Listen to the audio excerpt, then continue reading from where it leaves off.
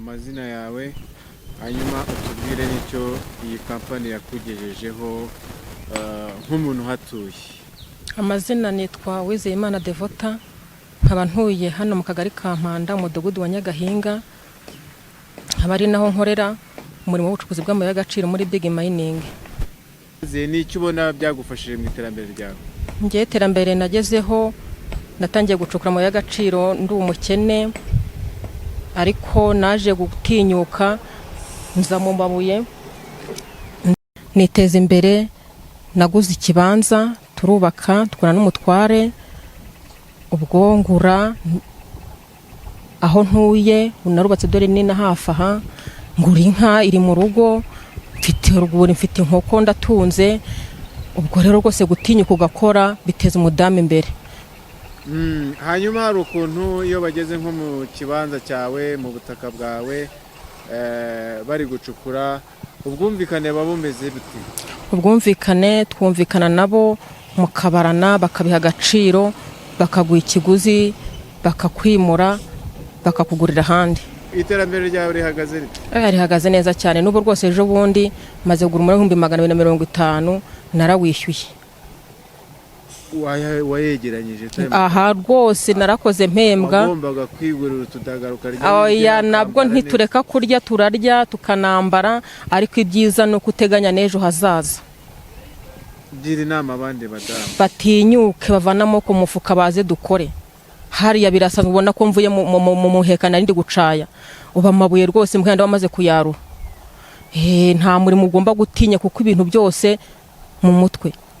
Nge nagiye mfite abana babiri, numva ko bitazashoka kubarira, ariko nareze barakura kandi nze menge nari ncumbitse. Gatangira twibwira amazina, hanyuma utubwire kuba muturanye n'iyi kampani n'icyo ubona byabamariye. Murakoze. Nitwa Ingabire Claudine. Guturana na Big Mining Limited yaduteje imbere mu bijyanye no gucukura amabuye y'agaciro. Twiteje imbere kwishyura mituweli de sante, kugura amatungo magufiya, kurihirira abanyeshuri ku ishuri no mu bindi bintu bigiye bidufasha. Tubikesha rero Big Mining ko twabashe kwitinyura tukaza mu bijyanye n'amabuye y'agaciro gucukura. Ugereranyije rero imibereho y'ahangaha yari imeze ite mbere yuko hatangira gukorerwa ubucukuzi bw'amabuye y'agaciro? Imibereho y'ahangaha yari mibi cyane kuko ntabwo umuntu yabonaga aho akorera amafaranga, bwari ubuzima bugoye. Ibyo byose twabashije kugeraho ntabwo twabashaga kubibona, ariko ubu ngubu turi kubasha kubibonera ku gihe. Hanyuma rero muri rusange ni iki wenda ubona cyane cyane ku bijyanye n'iterambere ubucukuzi bwazanye muri kano gace mutuyemo? Hariho kubakira abatabashije kwiyubakira, hariho gukoroza abaturage amatungo magufiya, kubahaturiye batabashije kuba bahakora. Twebwe tuhakora rero tubasha kuyigurira kuko tubasha kubona amafaranga yo kuyagura, no kuba bageza buri muturage uwo ari we wese umuriro akabasha gucana. Nk'abantu rero aho bageze bacukura bakagera ku isambu y'umuntu, ku kijyanye n'ubwumvikane bigenda? Barumvikana neza cyane kuko ntabwo bajya mu murima w'umuturage batabanjije kumvikana. Babanza kumvikana, bakagirana amasezerano, akabyemera kandi bakamuha n'ikizabasha kumufasha mu gihe gisimbuye muri wa murima wiwe. Hanyuma rero kugira ngo noneho bya byiza tugezwaho n'ubucukuzi natwe tugumye tubisigasire, mufatanya n'ubuyobozi bw'iyi kampani mute kugira ngo haba gucunga umutekano w'ibikorwa bihari, haba kwicungira umutekano mwebwe ubwanyu, cyane cyane murinda abantu birara amajoro bajya kwiba? Turafatanya muri byose. Ubuyobozi bw'ibanze bwo hanze butari ubwa kampani nabwo bubasha gufatanya na kampani, bufatanyije na kampani kuko nta muturage wahohoterwa kandi hari ubuyobozi. Babasha rero guhuza ibitekerezo kugira ngo bose babashe kubungabunga umuturage mu mutekano we. Ukora ubucukuzi bw'amabuye y'agaciro inahabaye hate? abayeho neza cyane. Urumva umugore ufite amafaranga yiwe abasha kujya mu ndani agacukura, akaba abasha kujya mu muheka agacaya. Urumva atandukanye na wa wundi witinye utaratinyuka kujya mu gushaka amafaranga ngo abashe kujya mu ndani ngo ashake amabuye y'agaciro. Nta kibazo dufite, tubayeho neza nk'abantu dukorera amafaranga. Korera mu karere ka Ruhango mu murenge wa Byimana. Nyuma warumbajije uti ni uruhe ruhare dufitiye cyangwa se tumare abaturage bakorera baturiye aho dukorera. Uruhare rwa mbere ni uguhanga umurimo tukabaha akazi kugira ngo bikure mu bushomeri, cyane cyane urubyiruko n'abari n'abategarugori. Hanyuma uruhare rwa kabiri ni ukubafasha kubaha ibiganiro kugira ngo amafaranga bakorera abashe kuziza ibyago, ukamutabara.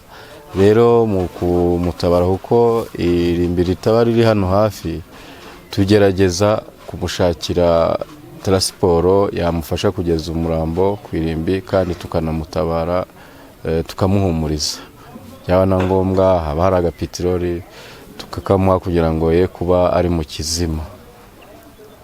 Hari gahunda n'ubundi mukomeza uko mugenda mutera imbere umwaka ku mwaka, cyane cyane noneho mu bikorwa remezo. Ni nk'ibihe bikorwa remezo mumaze kugeza muri aka gace mukoreramo ubucukuzi bw'amabuye y'agaciro?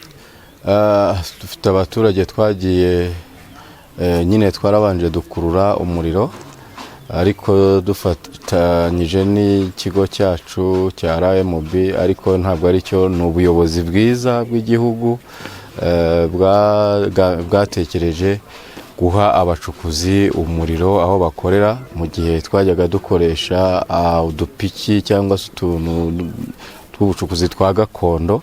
Rero ni muri ubwo buryo igihugu cyacu kiyobowe na nyakubahwa Perezida wa Repubulika y'u Rwanda yayigeze gusura ikirombe kimwe cya za Muhanga za Nyabino n'ahari, abona uburyo abantu bakora, ariko ahita ashyiraho gahunda y'uko abantu bashobora kuva mu bucukuzi bwa gakondo bakajya mu bucukuzi bugezweho bukoresha ikoranabuhanga. Ni muri ubwo buryo rero natwe baduhaye umuriro, baduha umuriro tubasha gukoresha muri mining.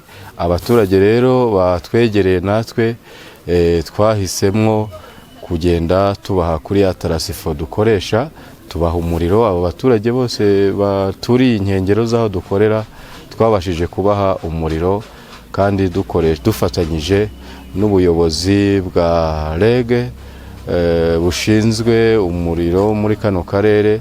Iyo tubahamagaye baze badufashe guha umuturage umuriro, mu by'ukuri bahita baza bakadufasha, basaba ibyangombwa by'ubutaka bagahita bamuha umuriro, ariko tubigizemo uruhare.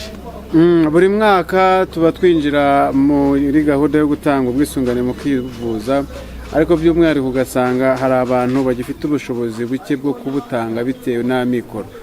Kampani ni iki cy'umwihariko ikorera babakene bari mu cyiciro cya mbere mu rwego rwo gufatanya na leta kwesa imihigo, cyane cyane umuhigo wo kwivuza hakoreshejwe mituweli de sante? Twebwe nk'uruhare tugira, ubundi buri mwaka tugira abaturage nk'abantu tumaze gufasha muri uyu mwaka wa 2023-24.